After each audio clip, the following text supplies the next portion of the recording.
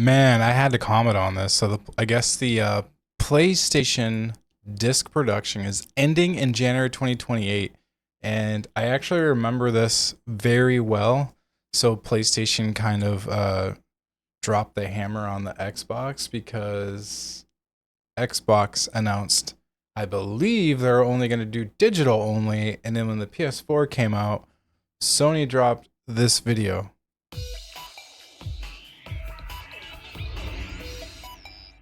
This is how you share your games on PS4.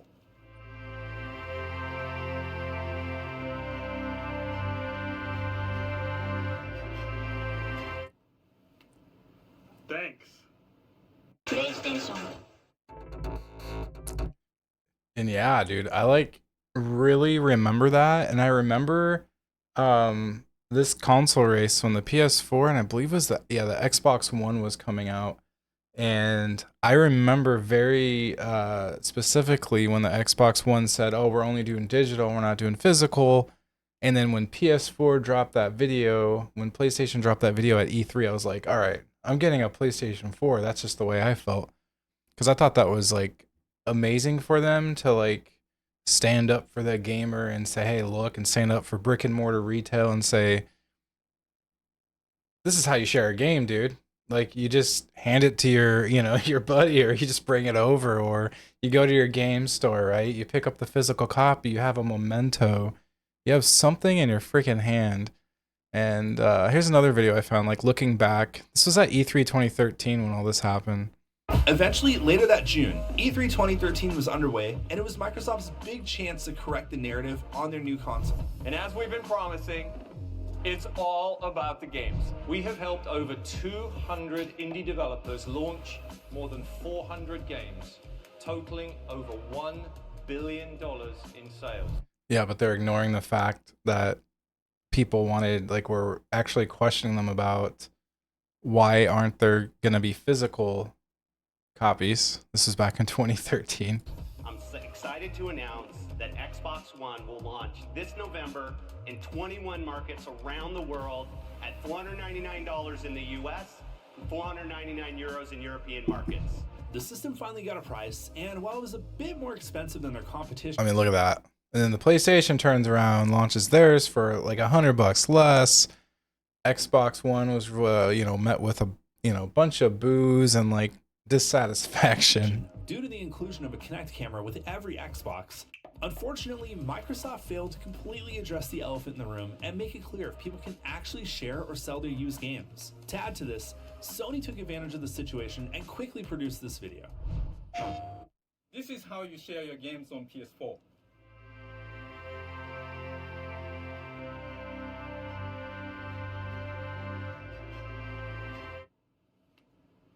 Thanks. This single 20-second video was damaging enough to dissuade potential Xbox customers from pre-ordering.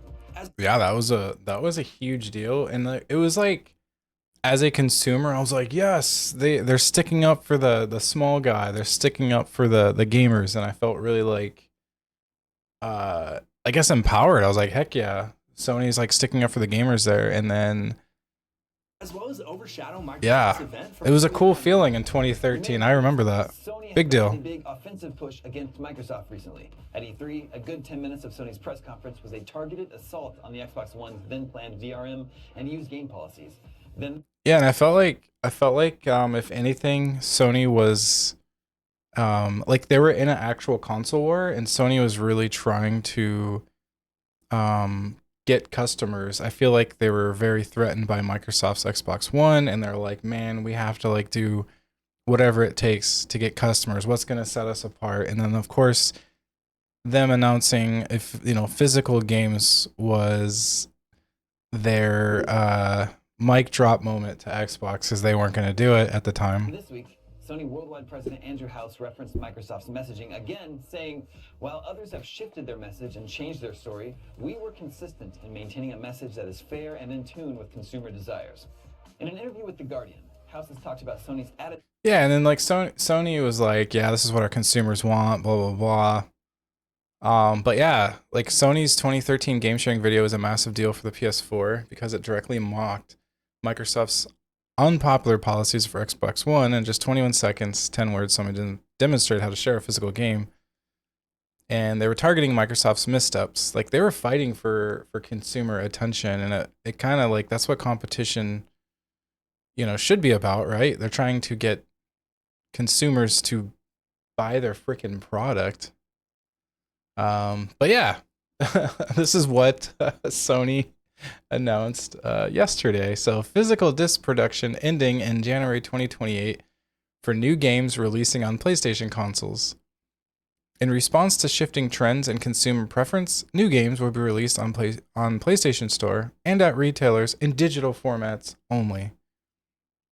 As consumer preferences and the broader entertainment industry continue to shift away from physical discs to digital physical game disc production for all new games releasing on PlayStation consoles will be discontinued starting January 2028. Following this date, new games will be available on PlayStation Store and at retailers in digital formats only. This transition has no impact on games that are already released or will be releasing prior to January 2028 in disc format.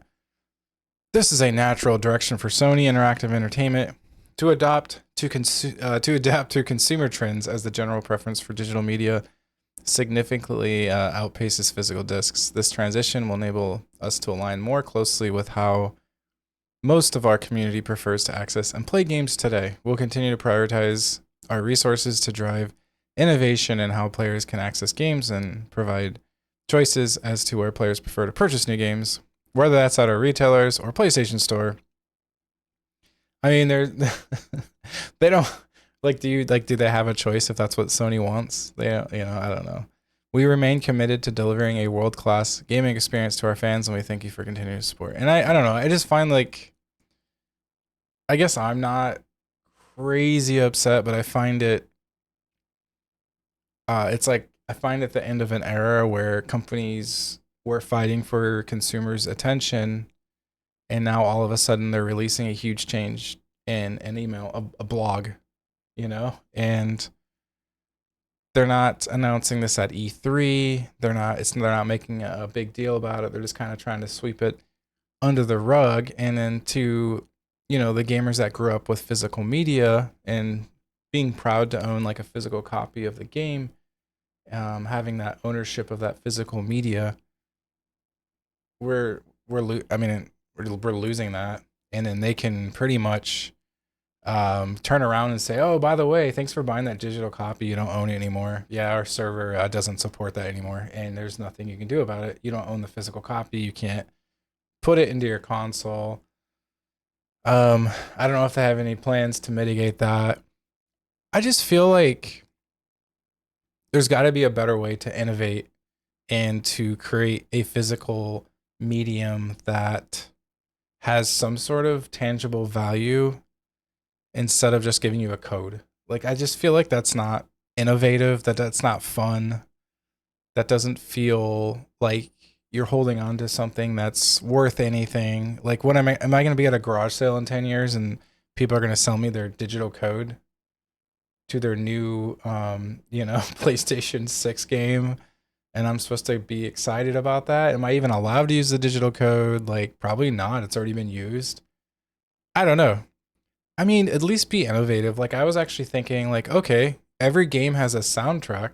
Pretty much, right? Every game pretty much has a soundtrack. Why not release like a cool, like, limited edition vinyl or a record or something, and then have the digital code on the back for the game? That way you're holding on to a memento of the game, and that you purchased in a limited quantity, and you have a physical medium, and if you want to listen to the soundtrack on vinyl, you can. I don't know, just something like out of the box. Like, and I just feel like that's the easy thing to do, and they're not trying to innovate for the consumer to make it special. And I just feel like this isn't even special. I just feel like this is them going, people aren't buying anymore. That's the trend. Okay, but there are a huge, it's like vinyl, right? There's a huge consumer base. Vinyl sells billions of dollars a year. Most people now probably stream their music on a digital platform. That's true. But there's tons of record stores still in the United States. There's still a market. There's still video game stores. I don't know. I just feel like they could have innovated a little better. And then meanwhile, the same day, they're like, hey, you know what? Why not update people on the PlayStation store for PS3 and Vita and, you know, just stop supporting this. So after nearly 2 decades of supporting the PS3 console generation, we wanted to let you know we will be closing the PlayStation Store on PS3, as well as PS Vita. PlayStation Store on PS3 will close in select markets starting this year, followed by global closures for PS3 and PS Vita next year.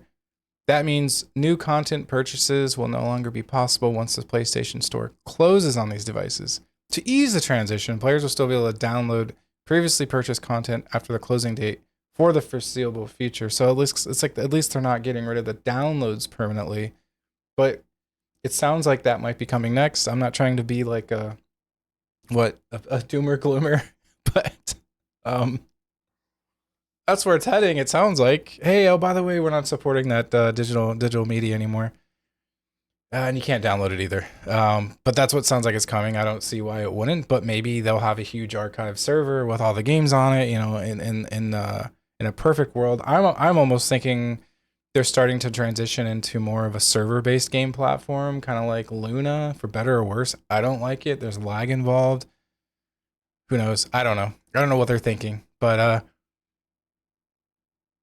as the PlayStation Store continues to evolve to support modern commerce systems, including updated payment processing standards, PS3 and PS Vita are no longer able to support these updates at the level required. As a result, we need to close PlayStation Store on these devices in the time frame as follows. So it looks like Mexico and Honduras and the PlayStation Stores on PS3 will close August. That's next month. Like, hey, surprise, if you're still using it, right? I know I'm not, but some people probably are, and they're kind of like, what? In all other countries, PlayStation Store and PS3 and PS Vita will close in July 2027. We know this news may be disappointing to PS3 and PS Vita players who hold a special place in their hearts for this generation of gaming. PS3 and PS Vita represent an important era in our PlayStation history, so this was not an easy decision for us to make. As we continue to expand the PlayStation experience on newer devices that most of our users are playing on today, we need to focus more on resources on delivering the best gaming experiences on these platforms. As we look ahead towards the future, to our amazing players, we want to give our heartfelt thanks for your ongoing passion and support. I always love these corporate emails, but they're just, I guess they're trying to be as kind as possible without, hey, we're rug pulling a little bit, but not really. Just helped inspire us to shape PlayStation to what it is today. We're excited for the future ahead as we continue to push the boundaries of play. We look forward to having you on this journey with us as we explore new game worlds, new adventures that have yet to come. And then, you know, a few days earlier, Sony did delete movies owned by PlayStation users. The list included more than 550 digital titles. PlayStation, this is on IGN. PlayStation has, by Michael Kripe, PlayStation has notified users that it will soon delete more than 550 digital movies from users' PlayStation Network accounts due to a license agreement with Studio Canal. So it's like you're purchasing these and you don't really own the license because there was a license agreement that said that you can't really own it even though you pay full price to own it. I don't understand what that means, and I'm not trying to be again a negative person, but when you're paying, you know, what, $20-$30 for a movie and then you find the physical copy in a store for the same price, you own the physical copy, right? And then when you buy it digitally for the same price, you don't own it. I guess it's more of a instant gratification thing you're paying a premium on now. I don't know. Sony began sending out its warning messages via email earlier this week. Surprise. Sony lays it out clearly. The content will be removed from your video library. The movies will be deleted September 1st. Wow. 2026. Dang, man. So they give people a 2-month notice. You can see the 551 digital titles affected. No, thank you. That's a lot of titles, though. Wow. So the license agreements have ended. You'll no longer be able to access or previously purchased content, and it'll be removed from your video library. Thank you, PlayStation Store. I think I have purchased a movie through the PlayStation Store way back in the day, so I probably have a couple on there that are gone that I haven't checked in on in years. But some digital versions of movies you may recognize include Apocalypse Now, The Final Cut, Attack the Block, Evil Dead, Highlander, Hot Fuzz, Paddington, Rambo, First Blood, RoboCop. I mean, they got some popular movies. Terminator 2, Judgment Day. That's a really popular film. Beatles, 8 Days a Week. The touring years. There are some TV shows on the list too, including American Gods Season 1 and Below the Surface Season 1. For now, there's no sign of refunds or alternatives for those who purchased any of the movies on the list. IGN has reached out to Sony for comment. This isn't the first time Sony has made an announcement regarding the sudden removal of digital movies and shows from the PlayStation Store. In December 2023, the company revealed that Discovery content would be pulled from purchasers' accounts with a message almost identical to the one shared today. Wow, it's like they're just they're gearing up for it. Huge changes. It resulted in quite a negative reaction from those who expected to maintain ownership of titles they had purchased. Just weeks later, Sony reversed course, saying that Discovery titles would no longer be deleted. It said the change of plans was the result of updated licensing arrangements. Thanking fans for their ongoing support and feedback. At the time, that secured the ability for users to access their purchased Discovery titles for at least the next 30 months. That 30-month timeline came to an end this month, June 2026. Man, oh man, oh man. So, I don't know, man. It's kind of crazy to like look at, Sony from E3 in 2013 really trying to get your attention as a consumer, trying to do the right thing for the consumer, playing like the big person in the room and going, no, this is how you share a game. To the Sony now, just kind of, hey, we're going to drop blogs 3 in a row that say we're ending support for something without any question, without any feedback, without any trying to get our consumers' attention and our feedback to make sure that we're doing the right thing. And I don't know, it just feels a little not like them, I suppose, because they kind of built their brand on being able to share, physical copies back in 2013, and I think people were really applauding them for that. I think after I heard that, I pretty much reserved my copy, my console, as soon as I could after that. And I had a PS4, I enjoyed it. And I was really excited to get one, and I was really thankful Sony and a company like that was standing up to Microsoft and going, oh no you don't, we're definitely going to have physical copies. This is how you share the game. To now, by the way, we're not doing this anymore. That's nothing to see here. This is not who we are anymore, with no feedback from the consumer base. So I just found that interesting, but that's about it on the Sony thing.